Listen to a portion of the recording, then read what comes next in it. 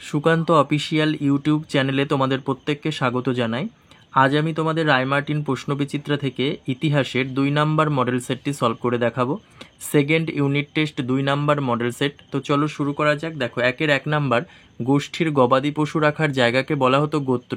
2 number, Gautam বুদ্ধের প্রথম নাম ছিল সিদ্ধার্থ। 3 নাম্বার, দেখো, ভারতীয় উপমহাদেশের সবথেকে জনপ্রিয় মহাকাব্য হলো রামায়ণ ও মহাভারত। তারপরে 4 নাম্বার, দেখো, দক্ষিণ ভারতের একমাত্র মহাজনপদ হলো অসমক। 5 নাম্বার, দেখো, ইন্ডিকা বইটি মেগাস্থিনিসের লেখা।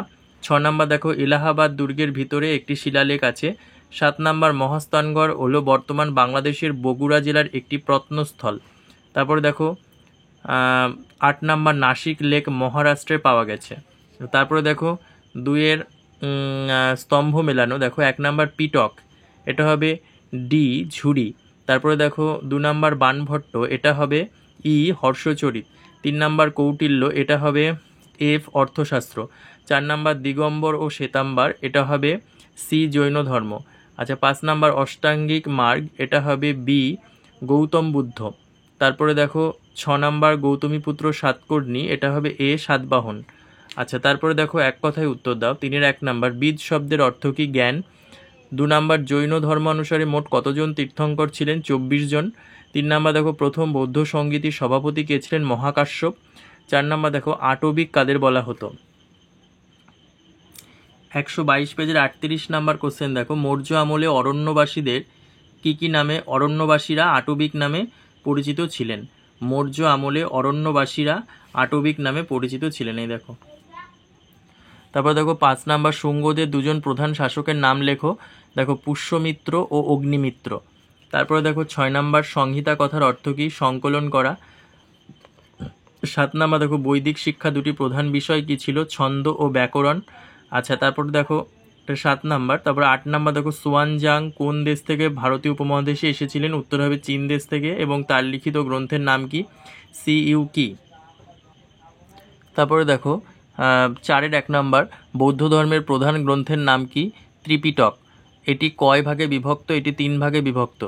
3টি ভাগের নাম দেখো, সুত্ত পিটক, বিনয় পিটক, অভিধম্ম পিটক। দন্ত সহিষ্ণু তয় তয়, সুত্ত পিটক, তারপরে বিনয় পিটক, অভিধম্ম পিটক। 2 নাম্বার, দেখো, জৈন ধর্মে ত্রিরত্ন বলতে কি বোঝো? দেখো, জৈন ধর্মে ত্রিরত্ন বলতে বোঝায় সৎ বিশ্বাস, সৎ জ্ঞান ও সৎ আচরণ। 3 নাম্বার, দেখো, বেদের অপর নাম শ্রুতি কেন? দেখো 70 পেজের 49 নাম্বার কোশ্চেন, বৈদিক যুগে বেদ শুনে শুনে মনে রাখতে হতো, এই জন্য বেদের অপর নাম শ্রুতি। আর বেদ শুনে শুনে মনে রাখার কারণ দেখো, লিপি না থাকা, মুখস্থ করার ওপর জোর দেওয়া। তারপর দেখো 4 নাম্বার, কনিষ্কের মূর্তিটি কেমন দেখতে ছিল? পাঠ্য বই 91 পেজে পেয়ে যাবে। দেখো, কনিষ্কের মূর্তি, এখান থেকে পড়বে এই পর্যন্ত। তারপর দেখো 5 নাম্বার, মেগাস্থিনিসের লেখা থেকে আমরা পাটলিপুত্রের শাসন পরিচালনা সম্পর্কে কি জানতে পারি? পাঠ্য বই 83 পেজে পেয়ে যাবে। পাটলিপুত্র নগর পরিচালনা মেগাস্থিনিসের চোখে, এইটুকু পড়বে। তারপরে দেখো 6 নাম্বার, গৌতম বুদ্ধ কোথায় কত সালে জন্মগ্রহণ করেন? তার পিতা ও মাতার নাম কি? দেখো, গৌতম বুদ্ধের জন্ম হচ্ছে 566 খ্রিস্টপূর্বাব্দে। জন্মস্থান নেপালের কপিলাবস্তুর লুম্বিনী গ্রামে। আচ্ছা, পিতার নাম শুদ্ধধন, তালবস্যই সু দয়দয়কার দ দন্তন্য, আর মাতার নাম মায়া দেবী। তারপরে দেখো 7 নাম্বার, শ্বেতাম্বর কাদের বলা হতো? 91 পেজের 26 নাম্বার কোশ্চেন দেখো, শ্বেতাম্বর এখানে পেয়ে যাবে, এই যে এখান থেকে পড়বে। 5-এর 1 নাম্বার, দেখো, চতুরাশ্রম টিকা লেখো। 69 পেজের 43 নাম্বার, দেখো, পরবর্তী বৈদিক যুগে জীবনযাপনের 4টি পর্যায় বা ভাগ ছিল, একে চতুরাশ্রম বলা হয়। চতুরাশ্রম হলো ব্রহ্মচর্য, গার্হস্থ, বানপ্রস্থ, সন্ন্যাস। আচ্ছা, তারপরে দেখো নিচের দিকে ব্রহ্মচর্যাশ্রম, তারপরে গার্হস্থাশ্রম, আচ্ছা, তারপরে দেখো বানপ্রস্থাশ্রম, তারপরে সন্ন্যাসাশ্রম। 4টে দেওয়া আছে এই পর্যন্ত।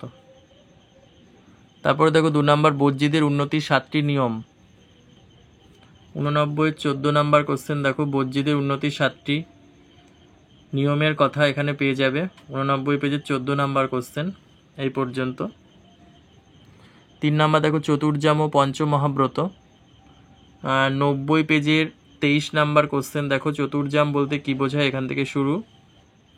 এপাশে দেখো চতুর্যাম ব্রত বলা হয়, আবার চতুর্যাম ব্রত দেখো প্রাণী হত্যা না করা, মিথ্যা কথা না বলা, এগুলো লিখবে।